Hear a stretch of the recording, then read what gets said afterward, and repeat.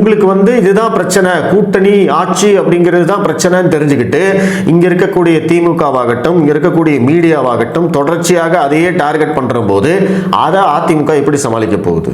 ஒண்ணு பாஜக வந்து கூட்டணி ஆட்சி அப்படிங்கிற அந்த பேச்சை கைவிடணும், இல்ல அதிமுக வந்து கூட்டணி ஆட்சி அப்படிங்கறத ஏத்துக்கணும். இது இரண்டுமே நடக்காது. இதுதான் வந்து நம்ம புரிஞ்சுக்க வேண்டியது. பாஜகவும் கூட்டணி ஆட்சி இல்லைன்னு சொல்ல மாட்டாங்க, அதிமுகவும் கூட்டணி ஆட்சிக்கு ஓகே சொல்ல மாட்டாங்க. இது அப்படியே வந்து இழுபறியிலேயே தான் போயிட்டு இருக்கும்.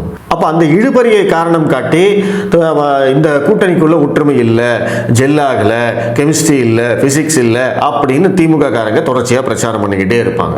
ஸோ இதுதான் வந்து அதிமுகவுக்கு இருக்கக்கூடிய ஒரு சவால். அதிமுக தலைவர்களாகட்டும் தொண்டர்களாகட்டும் அவங்க கண்டிப்பாக கூட்டணி ஆட்சி அப்படிங்கிற அந்த பேச்சுக்குள்ளேயே வரமாட்டாங்க. ஏன்னா அதிமுக தொண்டர்களை பொறுத்த வரைக்கும் அவங்க தமிழ்நாட்டிலேயே பெரிய கட்சியாக இருந்தவங்க, தனித்து போட்டியிட்டு வெற்றி பெற்றவர்கள், ஜெயலலிதா அவர்கள் ஆட்சியில் சர்வ வல்லமையோடு இருந்தவங்க.